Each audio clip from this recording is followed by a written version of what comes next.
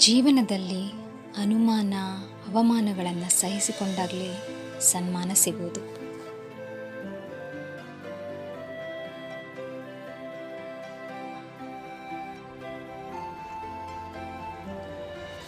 ಕಣ್ಣುಗಳು ತಮ್ಮನ್ನು ತಾವು ನಂಬುತ್ತವೆ, ಆದರೆ ಕಿವಿಗಳು ಇತರರು ಹೇಳುವ ಕೆಟ್ಟ ಮಾತುಗಳನ್ನಷ್ಟೇ ನಂಬುತ್ತವೆ.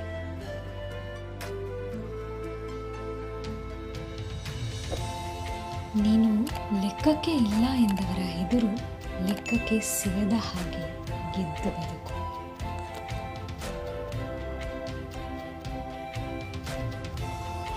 ನಾಳೆಯ ಬಗ್ಗೆ ಯೋಚಿಸಬೇಡಿ, ಇಂದು ಒಳ್ಳೆಯದನ್ನೇ ಮಾಡಿ, ನಾಳೆ ನಿಮಗೂ ಒಳ್ಳೆಯದಾಗುತ್ತದೆ.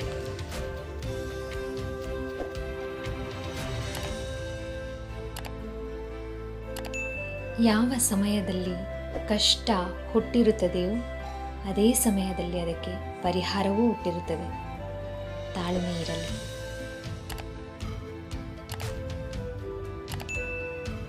ಪ್ರತಿಯೊಂದು ಸಣ್ಣ ಬದಲಾವಣೆಯು ದೊಡ್ಡ ಯಶಸ್ಸಿಗೆ ಕಾರಣ. ಆದ್ದರಿಂದ ಬದಲಾವಣೆಗೆ ಹೆದರಬೇಡಿ.